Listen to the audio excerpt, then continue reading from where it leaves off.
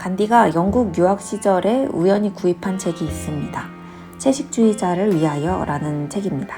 저자는 영국의 사회학자 헨리 스티븐스 솔트. 간디 자서전에도 자세히 나와 있지만 간디는 영국 채식 식당에서 우연히 구입한 이 책을 처음부터 끝까지 단숨에 읽고 큰 감명을 받습니다. 그리고 그날부터 스스로 선택하여 채식주의자가 됩니다. 간디는 이전에도 쭉 채식을 해왔죠. 물론 청소년기에 잠시 친구를 잘못 사귀어서 일탈을 하기도 하지만 그건 잠시였고 간디는 거의 평생을 채식을 해왔어요. 집안 종교상 그럴 수밖에 없었는데 인도에서는 종교의 이유로 채식을 하는 게 아주 흔합니다. 간디는 자신이 자란 문화와 전통 그리고 집안의 환경 등으로 인해 채식을 해왔던 거예요. 하지만 그는 마음 한켠에서는 육식주의자가 되어야 한다고 믿었습니다. 자신뿐만 아니라 모든 인도인들이 그래야 한다고 생각했어요. 그래야 영국을 이기고 인도가 독립할 테니까요. 영국을 이길 수 있으려면 육식을 해야 한다. 당시로서는 굉장히 흔한 생각이었습니다. 그럼에도 간디는 채식을 했습니다. 왜냐? 자신이 자라온 전통과 문화를 벗어난다는 것은 쉬운 일이 아니었거니와 영국으로 유학을 가기 전 고기를 먹지 않겠다고 어머니에게 맹세를 했기 때문입니다.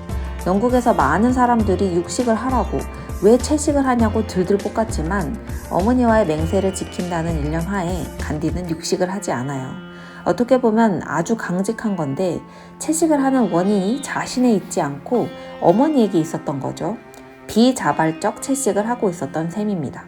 그런 간디가 솔트의 채식주의자를 위하여 라는 책을 읽고는 그날부터 스스로 선택하여 채식주의자가 됩니다. 자발적 채식주의자가 된 거죠. 간디에게 이렇게 지대한 영향을 미친 책이라니 저도 궁금해서 찾아봤습니다. 채식주의자를 위하여는 아직 번역되지 않았고요. 같은 내용을 담고 있는 나는 유별나지 않다 라는 책이 시중에 나와 있습니다. 이 책 또한 마찬가지로 솔트가 쓴 책이고요. 그래서 저는 나는 유별나지 않다 라는 책을 읽었는데요. 읽다가 문득 그런 질문이 떠올랐어요. 솔트는 왜 채식주의가 필요하다고 생각했을까? 이 질문이 들었던 이유는 유럽이나 미국은 채식주의가 낯설지 않은 데 비해 우리나라는 비교적 채식주의 바람이 분지 그리 오래되지 않았기 때문입니다. 우리나라는 아직까지도 채식주의자들에게 그리 살기 좋은 나라는 아니죠. 전보다야 많이 좋아졌지만 여전히 인프라가 부족하고 그리고 무엇보다 주변 사람들의 시선이 그렇습니다. 채식하는 친구와 같이 밥 먹으러 가면 불편해하죠. 어디 밥집 하나 정하는 게 너무 어렵기 때문입니다. 우리나라에서는 식당에 가면 음식에 육수에라도 고기가 들어가는 경우가 많잖아요. 대한민국은 아직 채식주의 신생지역이라는 뜻입니다. 근데 솔트는 되게 오래전 사람이거든요. 영국 사람인데 1851년에 태어나서 1939년에 죽었어요. 그 말인즉 영국에는 채식주의가 훨씬 오래됐다는 말이죠. 적어도 19세기 중반부터는 있었다는 말이 됩니다. 실제로 영국에 채식주의 협회가 생긴 게 1847년입니다. 굉장히 오래됐죠. 그때 왜 솔트를 비롯한 몇몇 영국 사람들은 채식주의를 주장했을까요? 예로부터 여러 문명의 여러 종교에서 채식을 권했습니다. 고대부터요. 채식주의의 아버지라고 불리는 이가 있으니 그는 피타고라스입니다. 고기를 먹거나 동물을 희생하는 것을 엄격히 금했죠. 모든 생명에는 영혼이 깃들어 있다고 믿었기 때문입니다. 그게 기원전 6세기예요. 러시아, 그리스, 세르비아 등지에서 정통 기독교의 경우에도 교회에 속한 사람들은 육식을 하지 않았다고 합니다. 그만큼 채식주의의 기원은 뭐라 특정할 수 없을 만큼 굉장히 오래됐다는 거예요. 그리고 시간이 흘러서 채식주의의 전환점이 됐던 게 바로 1800년대 중반입니다. 무대는 영국, 바로 솔트가 살았던 시대와 나라인 거죠. 궁금하지 않으신가요? 왜 이때 영국에서 채식주의 바람이 분 걸까요? 다른 나라도 아닌 영국에서 말이죠. 채식주의가 공언한 목표는 물고기와 육고기, 조류 등 동물성 고기를 자제하는 습관을 권유하는 것입니다. 즉, 채식주의자는 동물의 고기를 먹는 것을 자제하고 주로 식물에서 얻은 음식을 먹는 사람입니다. 그럼 왜 그래야 하느냐? 육식의 관습에는 어떤 중대한 악이 있다고 생각하기 때문입니다. 동물의 어마어마한 고통이 가해지고 인류 건강과 도덕에도 가장 해로운 식습관이 육식이라는 주장입니다. 근데 생각해보면 티벳이나 몽골 등의 지역에서는 육식을 해야만 인간이 생존할 수 있습니다. 기후가 춥고 건조해서 채소가 잘 안 나기 때문이에요. 이런 육식은 그럼 어떤가요? 솔트는 뭐라고 할까요? 이런 육식에도 악이 있다고 말할까요? 저는 솔트가 그건 아니라고 말할 것 같았어요. 그리고 여기에서 솔트가 주장하는 채식주의의 핵심이 담겨 있겠다는 생각이 들었습니다. 육류 섭취로만 따지면 사실 티벳이나 몽골 등지의 유목민들이 먹은 것도 많을 겁니다. 그런데 이들에게 채식주의를 말할 수 있나요? 없습니다. 솔트는 그러지 않을 거예요. 솔트는 다른 곳도 아닌 영국, 18세기 중반에서 19세기 넘어가는 그때 채식주의를 외쳤습니다. 영국은 일단 가장 먼저 산업혁명에 성공했고 세계 곳곳에 식민지를 두어 광대한 시장을 확보했죠. 자본주의가 꽃피고 있었습니다. 도시에는 이미 너무나 많은 공장들이 들어섰고 장시간 노동과 아동 착취까지 노동자들은 괴로움에 사무쳐 있었죠. 영국 정부는 1842년이 되어서야 어린이와 부녀자의 광산 노동을 금지했고요.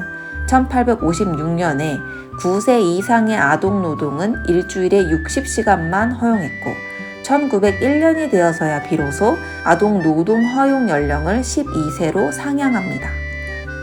아이들과 부녀자들을 이렇게 과도하게 노동시켜야만 했던 이유는 무엇이었나요? 간단합니다. 임금이 쌌기 때문입니다. 부에 대한 갈망으로 인해 사람은 다만 노동자에 불과하게 됐어요. 상품을 만드는 데 필요한 노동자일 뿐이었죠. 같은 사람도 이렇게 다룰진데 하물며 우리가 먹는 고기는 어떨까요? 한낱 상품에 불과했을 겁니다. 솔트는 육류에 대한 과도한 수요에 대해 말해요. 너나 할 것 없이 많은 사람들이 고기를 원하고 그로 인해 목축업자들은 미성숙한 상태의 가축을 번식시킵니다. 축사에 가두어 강제로 살을 찌웁니다. 또한 가축들은 해상과 철도로 수송되는 동안 거칠게 다루어지지요. 저자 솔트는 끊임없이 가축 수송선과 도축장에서 동물들에게 가해지는 끔찍하고 불필요한 잔혹행위에 대해 말합니다. 채식주의의 존재 이유가 도축장의 참상을 없애려는 데 있다는 것을 거듭 강조하죠. 자본주의가 시작되고 가축과 인간이 맺는 관계가 극단적인 폭력성을 띠게 되었습니다. 채식주의는 여기서 일어나는 악을 막자고 합니다. 가축과 이러한 관계를 맺지 말자고 하는 것입니다. 한낱 상품이 아니라 이들도 존엄한 생명이라고, 따라서 동물도 권리가 있다고 말합니다. 이 시기부터 영국에서는 자본주의, 돈에 대한 열망으로 인해 인간이 주변의 것들과 얼마나 폭력적인 관계를 맺고 있는지, 얼마나 악이 행해지고 있는지를 자각하기 시작했던 것 같습니다. 솔트는 그런 시대가 낳은 동물의 권리를 주장했던 채식주의자였습니다. 무엇보다 솔트는 자본주의 아래 공장화된 도축장의 참상에 누구보다 마음 아파했었고 그런 동물에 크게 공감하여 이 동물들을 지키고 싶었던 사람인 것이지요. 이런 솔트의 선한 마음에 간디는 공감한 것 같습니다. 조국의 적인 영국을 이기기 위해 육식을 해서 실제로 승리를 한다고 한들 그것은 악과 피와 눈물 그리고 폭력에 기반한 승리입니다. 간디는 이런 승리는 원치 않았습니다. 그런 승리는 더는 추구하지 않기로 합니다. 하여 악을 멈추고 잠혹한 참상을 없애자는 채식주의를 긍정하기 시작합니다. 채식주의는 지배가 아닌 공생의 윤리입니다. 영국에는 일찍부터 자본주의가 들어섰잖아요. 이러한 자각도 일찌감치 했던 것이죠. 그래서 런던은 오늘날 비건 친화적 도시로 꼽힙니다. 런던에선 이제 어느 식당에도 채식 옵션이 있어 채식주의자들이 마음 놓고 외식을 할 수 있고 다양한 식물성 식품을 구매하기도 쉽다고 합니다. 채식을 하지 않는 친구와 채식주의자 친구가 저녁 약속을 잡는다고 가정했을 때 런던에서는 큰 고민 없이 레스토랑을 고를 수 있고요.